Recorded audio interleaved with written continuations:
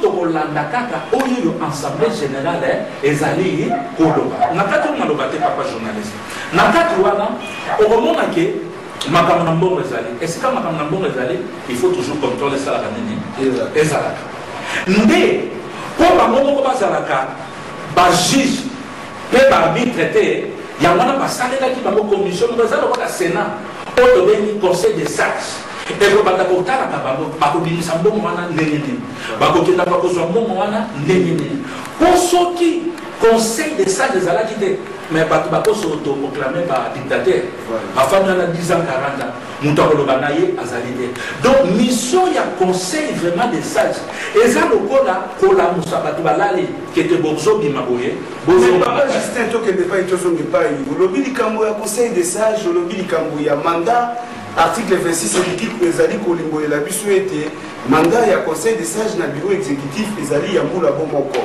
mais lelo soki totali lolenge communauté na biso ezali kotambola tomoni ete on dirait bozali koviole oyo bino moko bobengi statut bosalaki normalement loi oyo ezali korégir bino on dirait conseil des sages na bureau exécutif ezali koviole yango parce que soki totuni totambolaki mpe selon baenquête totuni epai na epai bayebisi biso ete bureau oyo mibale ezali kokamba communauté na biso esi eleki mbula moko eleki mbula moko mais yo lobi ete assemblée générale mutepesaka bino mandat mais momoni te ki botosi assemblée générale te boviole mibeko oyo bosalaki mpe mibeko oyo ezali kovandisa bino na ebonga wana papa Justin papa journaliste makambo ezali koloba ezali ya solo toviole lelo atanke bato na mibeko tozali na légalité ata moko te via statut mpe mibeko oyo ezali kokanga biso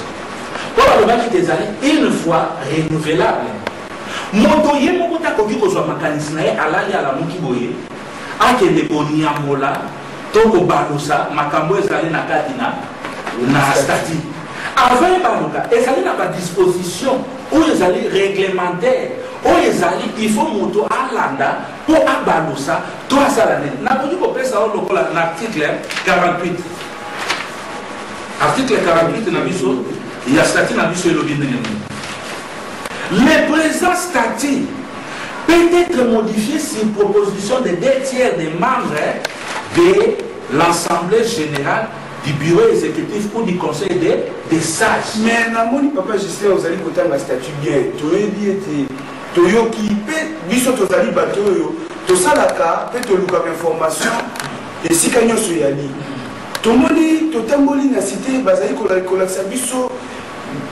ta ya nombre ya bastatut oyo ezali kaka korégir communauté moko mais bastatut nini oyo tokosala mpona moni ozali kotanga article 46 awa kuna lisusu 48 kuna article 48 ezali koloba makambo mosusu mais statut nini oyo tokorespecte vraiment na kati ya communauté na bino pamba te tokutani mpe na makambo ebele. Merci vraiment papa journaliste naza kosepela vraiment mpona émission oyo po bacongolais bakoka kofungola matoi bayeba statut ezali misato to statut ezali 4 te statut ezali obe moko oyo ezali epai ya bacongolais nyonso toyokaki groupe mosusu ekendaki kosala mwa statut babalusa basala bon toyebi te soki ezalaki nini mais na kati ya wawa okomona ete même loi elobi ndenge nini soki boamande statut il faut boabroger baloi mosusu oyo elekaki liboso oyo toamande olingi kolobaki statut epesi bango droit ya koamande yango epesi motu te epesi te assemblée générale ekoka koamande voilà. Donc ndenge basalaki bamandaki statut wana bazali fautif te non bazali fautif mpona nini kasi korom wana ezalaka atente na banza ngai nazalaka wana nazalaki ngai moko nazalaki na bandeko ebele me biso toyaki topusanaki pembeni na bango totuni bango balobi ete kaka na kati ya statut oyo ezali kosangisa bino elingi ekoloba ete soki babengisi réunion mpona mbala ya yango korom eza atente bakobengisa lisusu mbala ya mibale soki babengisi mbala ya mibale Koromeza atteinte nde ba membre oyo bazali constituer assemblée générale wana bako amender statut sous forme ya commission nde yango epesaki bango pouvoir ya koamender nde statut yango oyo nayoki nayebi te soki edivise bino to esangisi bino edivise biso te papa journaliste tolobi il faut totambolaka bato oyo bazali na règle mpe na baprincipe lelo bokolobaki botindeli bato baye te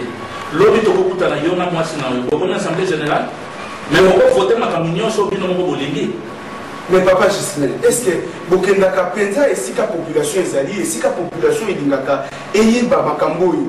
En tout cas, merci mingi na bandeko bazali kolanda lisolo ya kati ezali émission na bino tango nyonso bokozala na posa na biso tokoluka bokokomela bino bokokomela biso na email na biso ekodefile ezali kodefile na se ya écran na bino ezali bongo Estelle rdc@yahoo.fr pe lisolo ya kati.tv lisolo ya kati tv@yahoo.fr.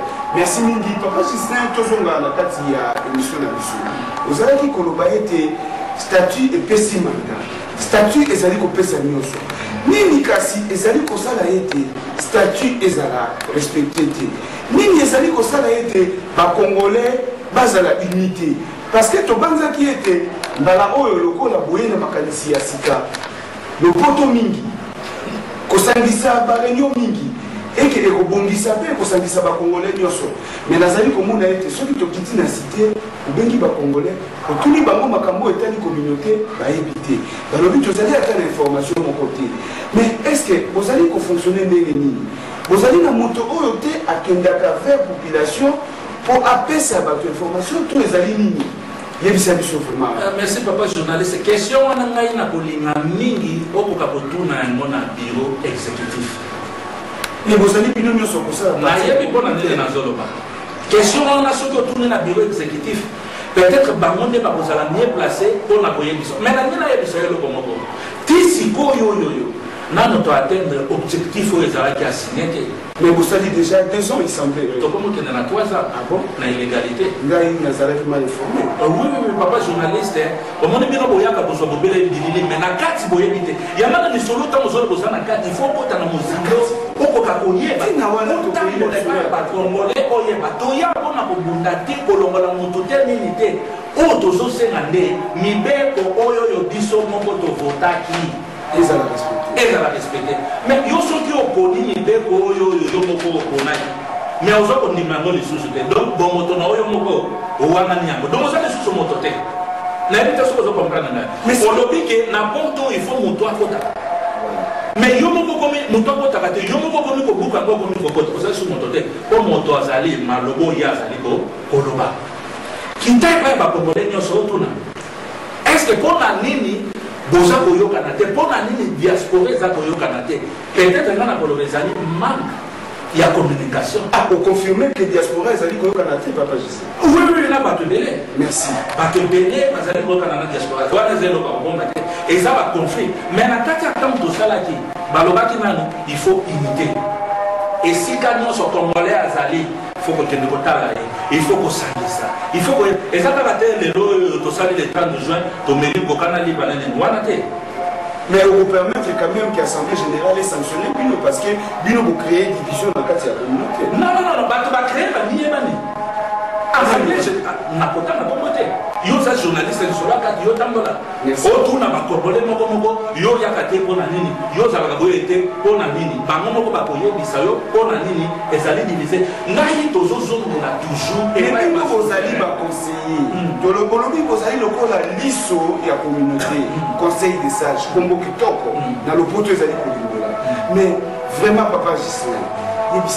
Ba sanctionner est-ce que vous avez pas sanctionné on peut vous pesa na ba ibazali ko pebisa pe ba ibazali ko linga ete communauté na biso ke ndeko sote omoni diaspora to yebi tenenge bato bazali ko diaspora peut-être to sala na mbongo to ba fita la biso ezali bénévolence premier à mon carte donc to ça ko sala on a eloko moko amour lelo akozala nango oyo azangi yo simeli boko biso tout oza bako bakongolais lelo akoki kokufela awa towana bapapa te mboka ya bana na bana mama peut-être azali awa te mais lelo akokufela bato bakoya kolela ezali biso bifo tozala nanu ini bolingo bomoko à partir ya wana tokoyeba oyo nini tokoki kosala mais tokoki kobenganaka bato te bato bakendaka te tozokolela pouvoir yani pouvoir oyo ngai conseil des sages conseil exécutif toza nango ewuti epai ya population dans sa population